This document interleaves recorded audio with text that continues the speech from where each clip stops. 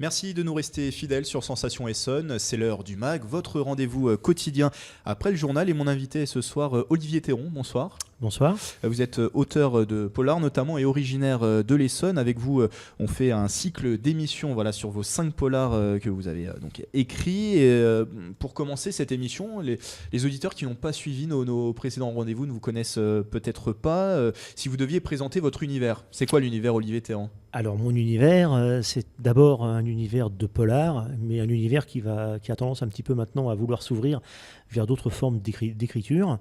Voilà, donc j'ai présenté ici avec vous 3 livres, j'en ai fait 5 polars. Voilà, donc celui-là c'est le 4e.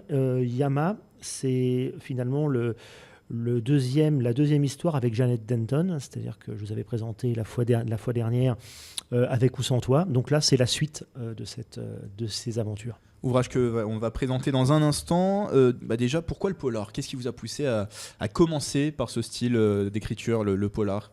C'était tout simplement une évidence, c'est-à-dire que quand on n'est pas trop sûr de soi, quand on se lance dans l'écriture, on va là où on tend vers quelque chose qui nous rassure. Et moi, il me semblait plus rassurant d'aller vers le polar.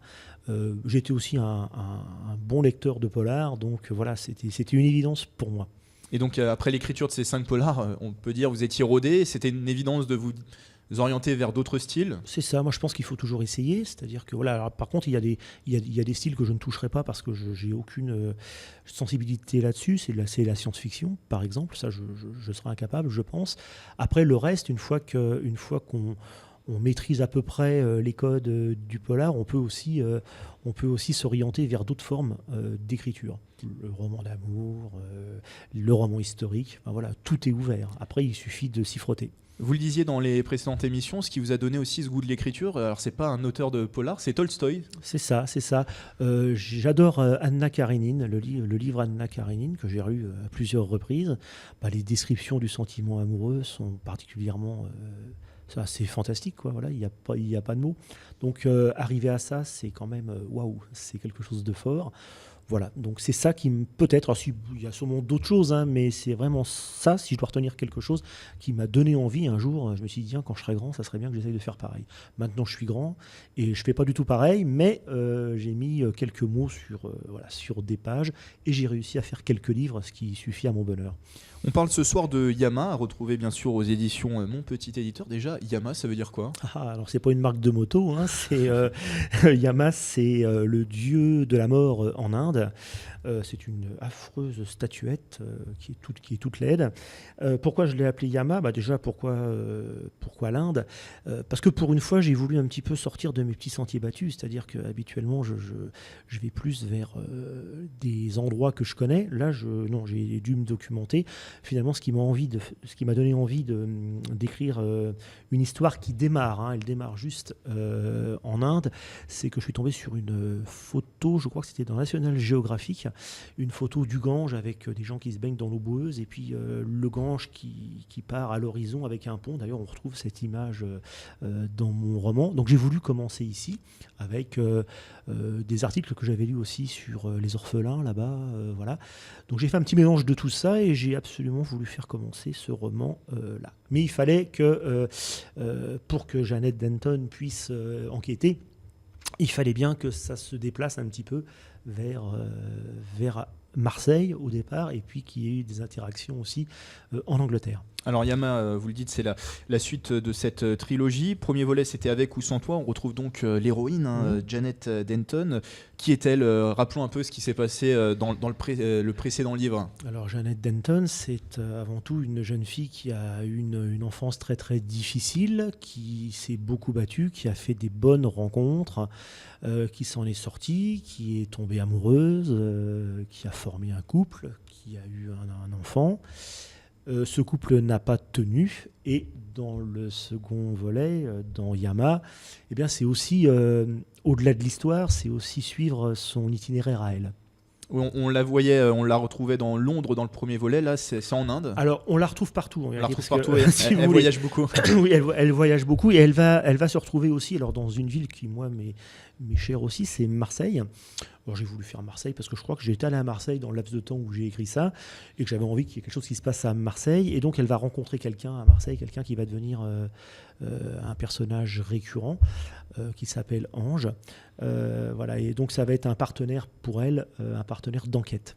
Donc la ville de Marseille, théâtre idéal aussi pour le polar. Alors là, effectivement, c'est sûr. Bon, même si moi je m'intéresse pas à Marseille comme on s'y intéresse souvent pour les règlements de compte et tout ça. Moi, à Marseille, c'est plutôt pour moi le quartier du Panier, le Vieux-Port. Oui, mais finalement, ça part d'une idée. Vous y êtes allé comme voilà. dans vos précédents polars. C'est ça. Des villes où et j'avais envie vraiment. Voilà. Et en même temps, comme j'ai essayé d'ouvrir un petit peu ce polar sur d'autres endroits.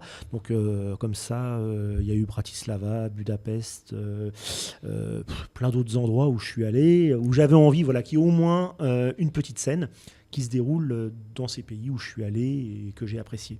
Donc l'histoire se passe aussi en Inde. Pourquoi l'Inde ? Alors l'Inde, je vous l'ai dit, c'est que c'était quelque chose qui m'intéressait. Je suis tombé sous le charme d'une photo. Cette photographie du Gange là m'a particulièrement plu. Et avec tout ce monde qui grouille, c'est une sensation assez bizarre. Et je me suis dit, tiens, pourquoi pas essayer de trouver un ressort qui puisse faire que l'histoire commencerait dans ce pays-là précisément. Sur la préparation, ça vous a pris combien de temps ? On sait que vous me le disiez la dernière fois, avec ou sans toi, c'était pas forcément, vous n'aviez pas l'idée en tête de faire une trilogie. Pourquoi finalement continuer aussi Alors, j'ai souhaité continuer parce que ce personnage-là me plaisait beaucoup. Je pense que tout simplement, j'avais pas tout dit sur ce personnage-là, j'avais pas tout raconté. Et puis, je pense que sa personnalité faisait aussi que ça ouvrait des perspectives que peut-être ailleurs je n'avais pas. Donc voilà, je me suis dit, on va essayer de la faire vivre autrement. Et puis surtout, moi, ce que j'ai apprécié faire, c'était surtout partir de l'enfance dans un tome et dans l'autre arriver à la vie de femme.